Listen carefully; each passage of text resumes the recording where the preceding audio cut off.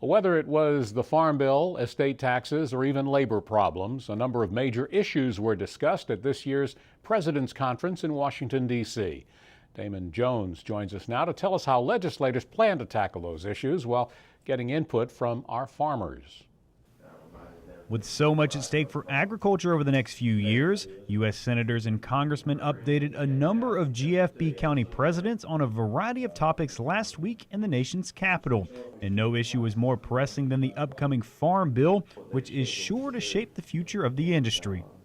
And what happens in the Farm Bill and what kind of safety net we come out with is going to be real important, because we all know that these high commodity prices won't always be here, that we'll see low commodity prices again.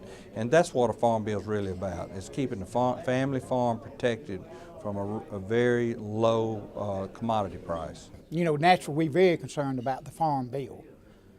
We know there's going to have to be some cuts, some changes in the Farm Bill, but we also know how important it is to the local communities, particularly rural Georgia, and really all of the United States.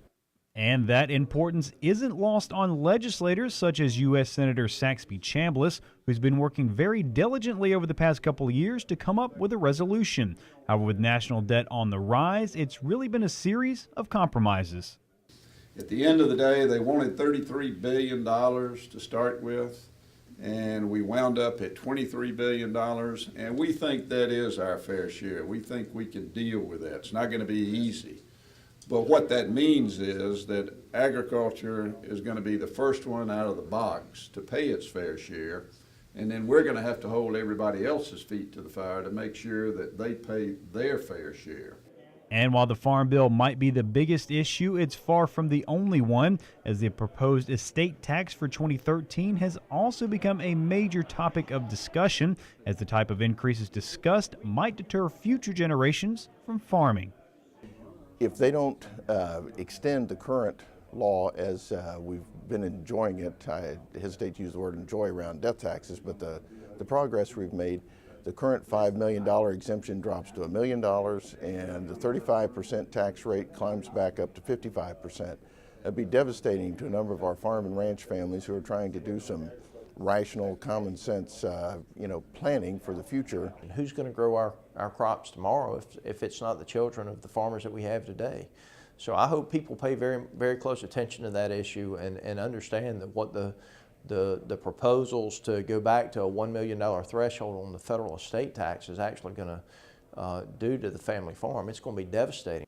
As always, labor concerns have also received plenty of attention. However, with this being an election year and immigration being such a hot-button topic, don't expect much movement on that front.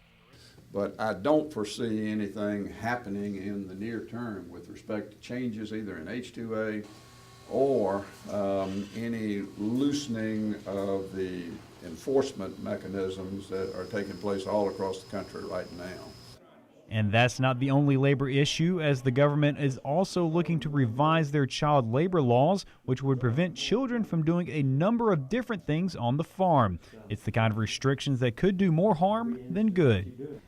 Child labor laws is a big concern, because as us being reared on the farms and all, and as the tradition passed down, as we raise these young people on the farm, we want to teach them the value or work ethics, to teach them how to work, so when they do grow up and become into the workforce, they'll have some responsibilities. They'll be held responsible. We're trying to work with Secretary Solis and get her to put off and eliminate what the Labor Department's trying to do. It doesn't make any sense.